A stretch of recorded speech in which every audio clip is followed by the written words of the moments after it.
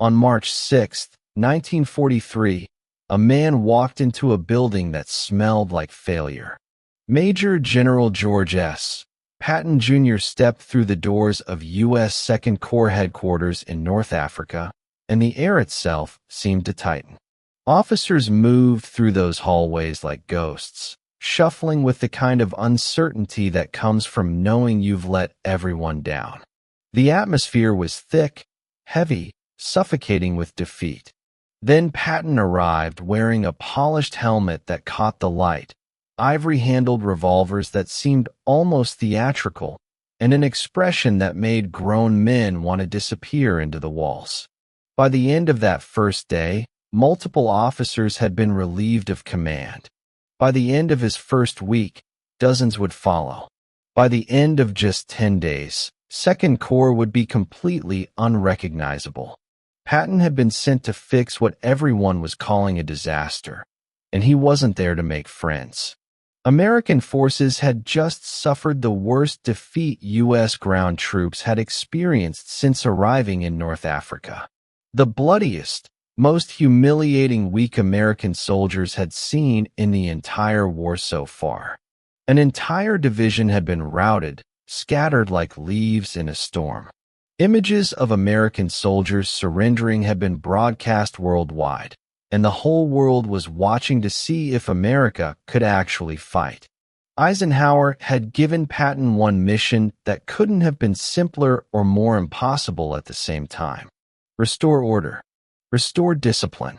Restore the fighting spirit of an army that had been absolutely shattered at a place called Kasserine Pass. What followed over the next 40 days was one of the most ruthless leadership purges the American army had ever witnessed. Patton would fire officers for cowardice, for incompetence, for being in the wrong place at the wrong time, for not wearing their helmets properly, for not saluting with enough sharpness. He would transform a defeated, demoralized corps into an effective fighting machine in just 10 days. And he would do it by making every single officer in that command terrified of being the next one sent home in disgrace. This is the story of how Patton saved the American army in North Africa by destroying the careers of dozens of officers who had failed to fight, not because they weren't brave, but because they simply weren't ready. February 14, 1943. German forces under Field Marshal Erwin Rommel, the legendary Desert Fox himself, launched Operation Frühlingswind, attacking American positions at Sidi Bou Zid in Tunisia. American forces had only been in North Africa for 3 months. Most of those young soldiers had never heard a shot fired in anger. Their officers had never commanded troops under actual fire. They were fresh, green, unprepared. And they were facing battle-hardened Wehrmacht veterans who had been fighting in the brutal desert for 2 solid years. By February 15th, just 1 day later, the situation was already catastrophic. Young men from Kansas and Ohio, boys who had been told their entire lives they were part of the greatest army in the world, were now throwing away their rifles just so they could run faster. The weight of that weapon suddenly felt like an anchor dragging them toward death. The German offensive continued like a hammer coming down. On February 19th, Rommel sent his panzer division straight through Kasserine Pass, and within hours the American defense collapsed completely. Major General Lloyd Fredendall, the man commanding 2nd Corps, was running things from a headquarters located 70 miles behind the front lines. When the German attack began, Fredendall couldn't coordinate any kind of meaningful response because he didn't even know where his own units were positioned. He blamed his subordinates for failures that stemmed directly from his own terrible planning. By February 24th, when the battle finally ended, American forces had suffered over 6,000 casualties. The 168th Infantry Regiment lost 2,000 men. The 1st Armored Division lost 183 tanks.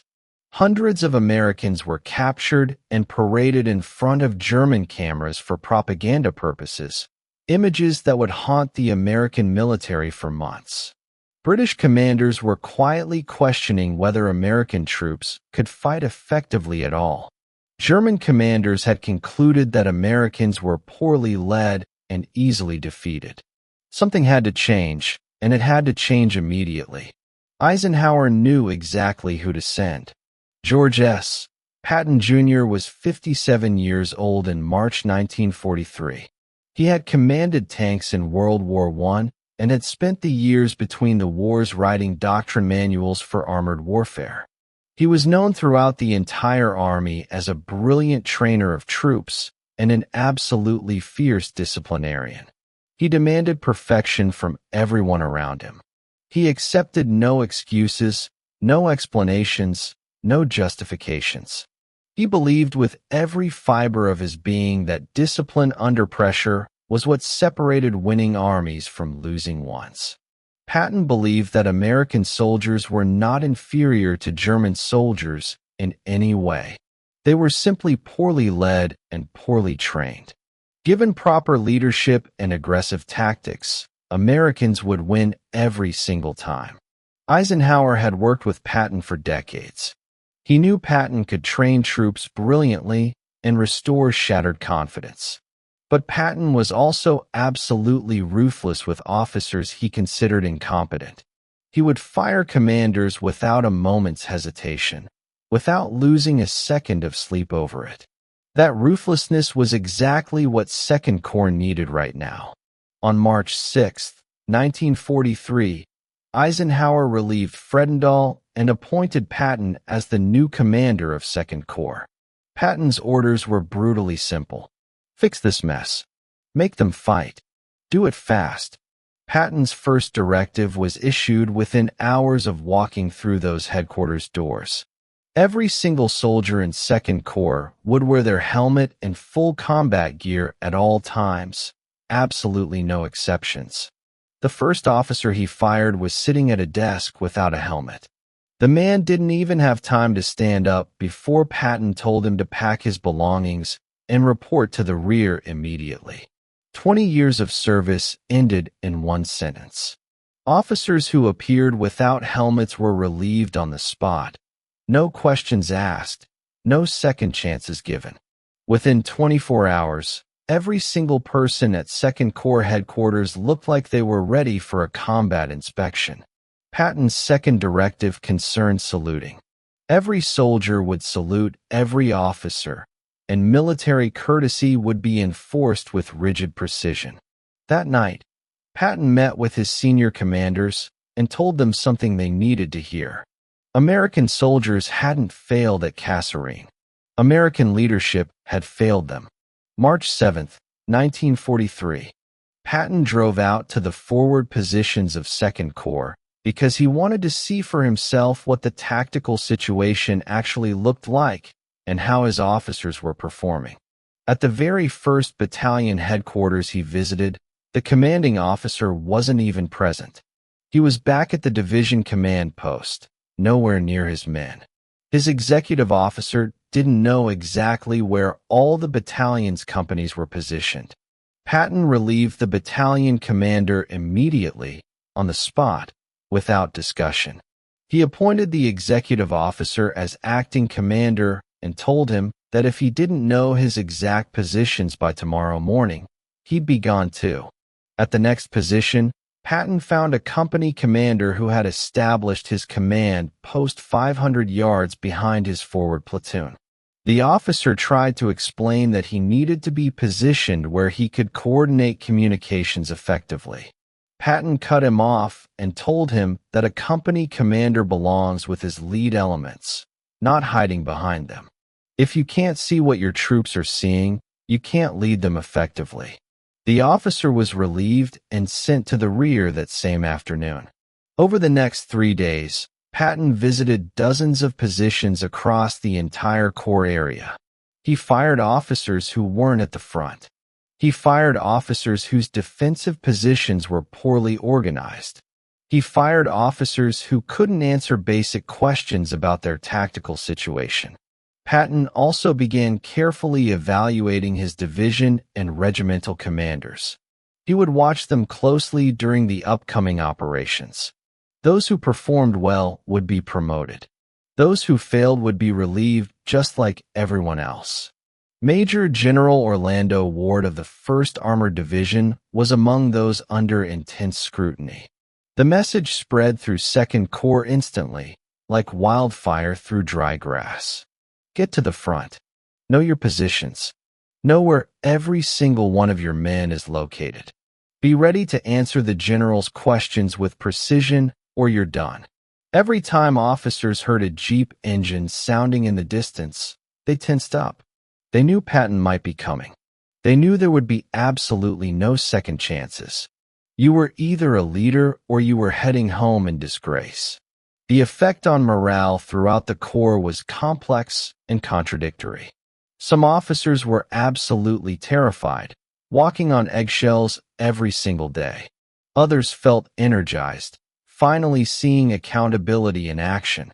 Soldiers in the ranks saw that leadership was actually being held accountable for the Kasserine disaster. The Army was learning a harsh but necessary lesson. Defeat had real consequences. Poor leadership had devastating consequences. And Patton was making absolutely sure everyone understood those consequences on a deeply personal level. But Patton didn't just fire officers and walk away. He implemented immediate tactical training programs designed to fix the exact problems that had caused the Kasserine defeat.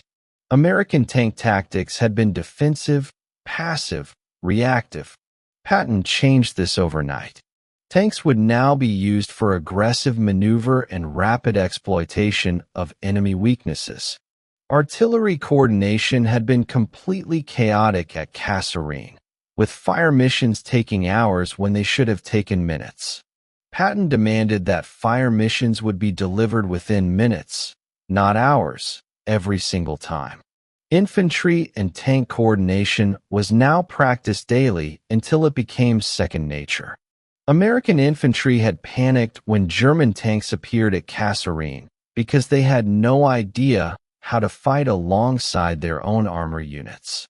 Patton emphasized speed and relentless aggression in everything. American forces would not sit in defensive positions waiting to be attacked like sitting ducks. They would attack first, attack hard, and keep attacking until the enemy broke. That opportunity to prove the transformation came faster than anyone expected.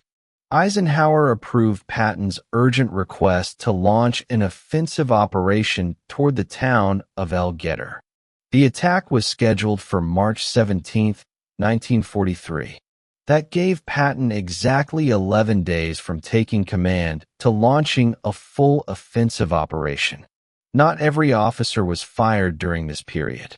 Patton carefully identified subordinates who truly understood combat leadership and promoted them to positions of larger responsibility. Major General Omar Bradley had been sent to North Africa by Eisenhower as a special observer during the Kasserine battle. Bradley's job had been to assess the situation objectively and report back on command performance with brutal honesty. His observations had been clear-eyed, accurate, and unflinching.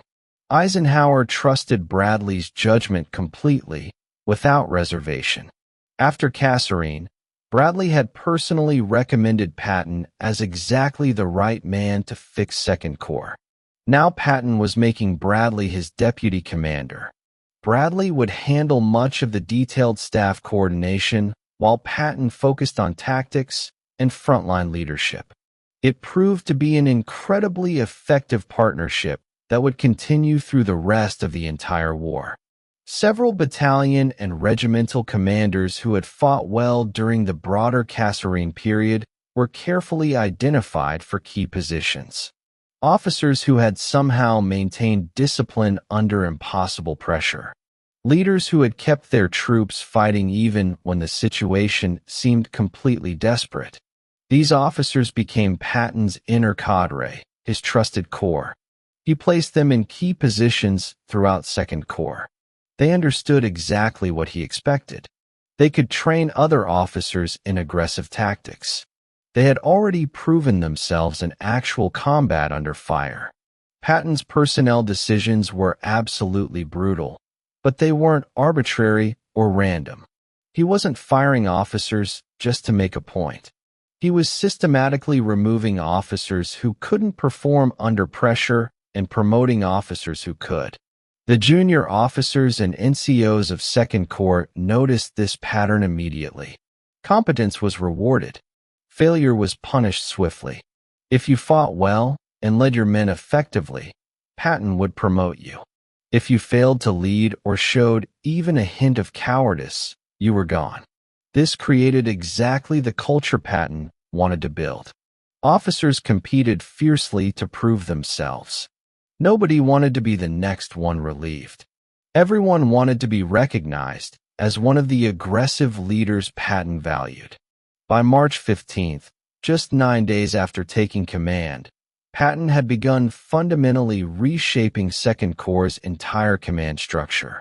Corps headquarters staff had been almost completely replaced. Battalion and regimental commanders were being constantly evaluated. But changing personnel was only half the battle Patton was fighting.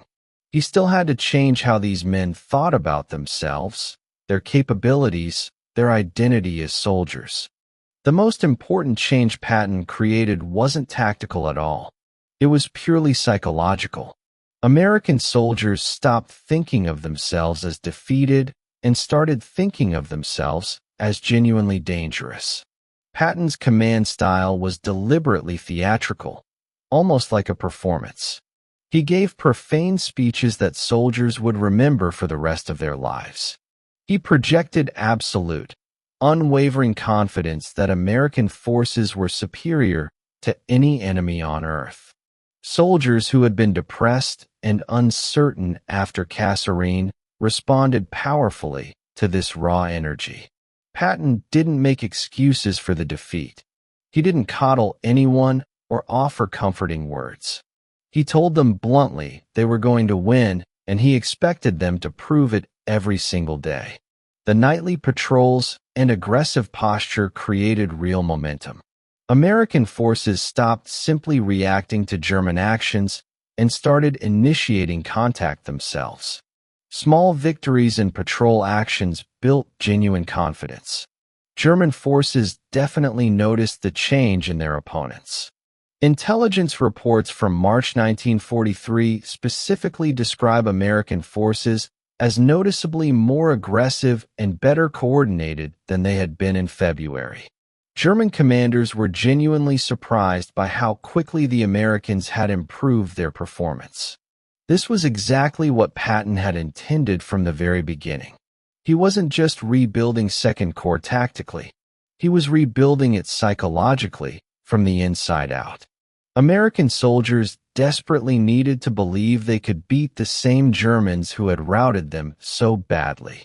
The harsh discipline and constant inspections served this deeper purpose. Soldiers who looked sharp felt sharp. Units that moved with military precision felt genuinely professional. The external signs of military competence created internal confidence that couldn't be faked.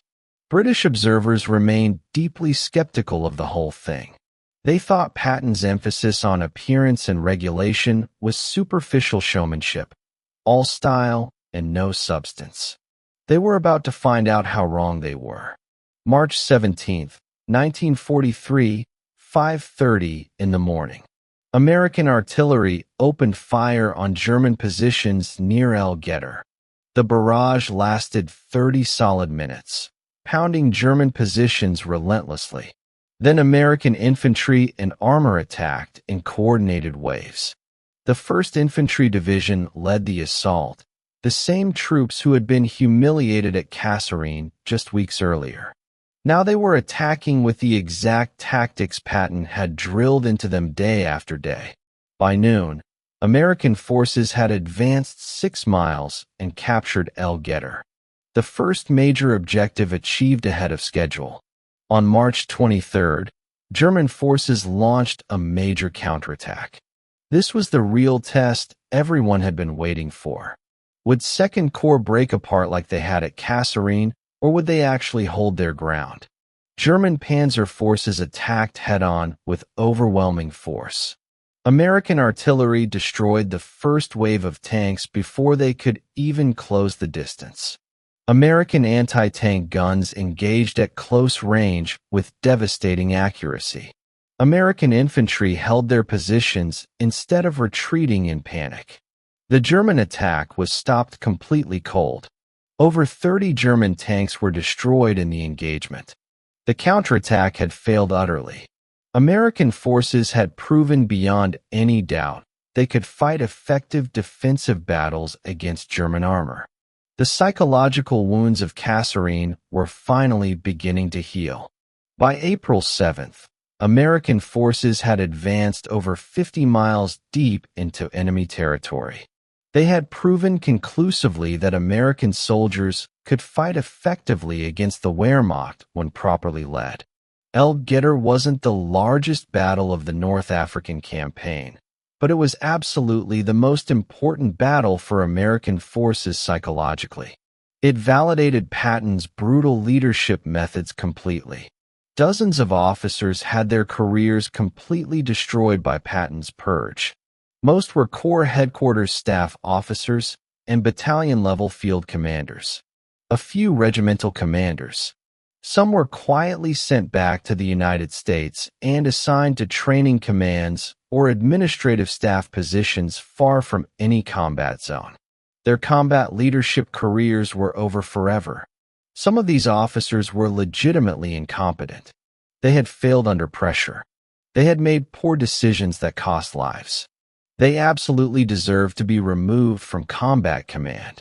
But others were competent administrators who simply weren't suited for frontline combat leadership under fire.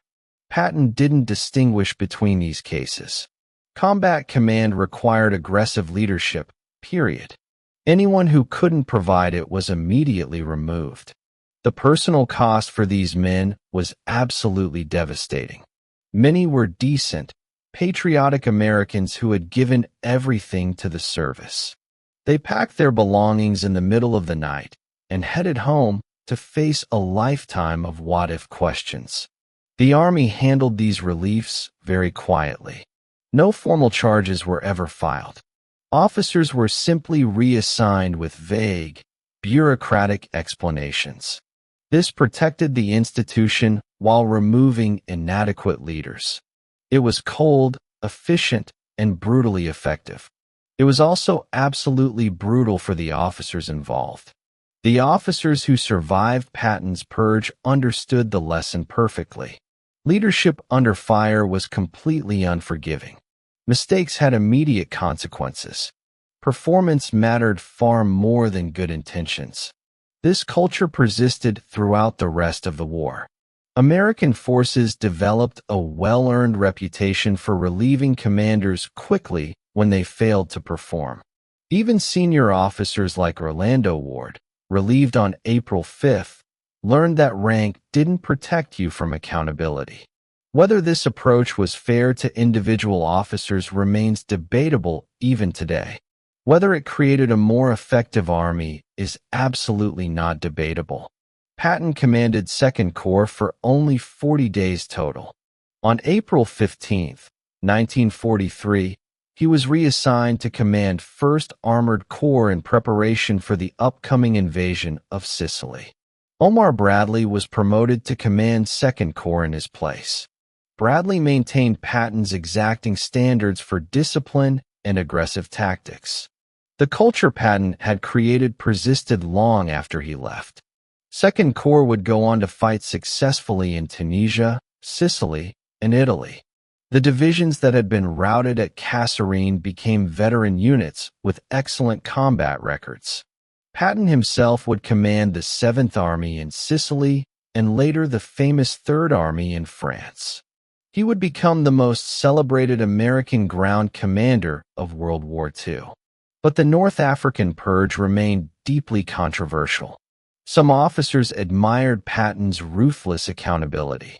Others believed he had destroyed careers unnecessarily and unfairly. By May 1943, The North African campaign was completely over. American forces had proven they could fight effectively against the Wehrmacht. The officers Patton had promoted went on to distinguished careers. The officers he relieved simply disappeared from military history. The soldiers of Second Corps who had been defeated at Kasserine went on to storm beaches in Sicily and Italy with incredible courage. They became hardened veteran units with excellent combat records. Patton's Purge taught the American Army lessons that would shape military doctrine for decades to come. Leadership accountability became a core institutional principle. The Army developed systematic procedures for rapid relief of commanders who failed to perform. The British military operated very differently. Failed commanders were typically reassigned rather than removed from command entirely. The American approach created a more adaptable, aggressive army. Patton himself would eventually be removed from command in 1945 for his outspoken and controversial political statements.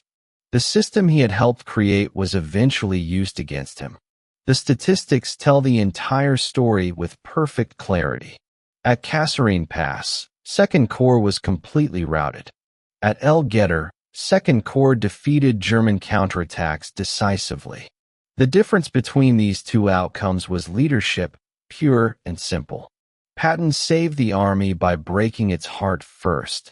He sacrificed the careers of the few to save the lives of the many.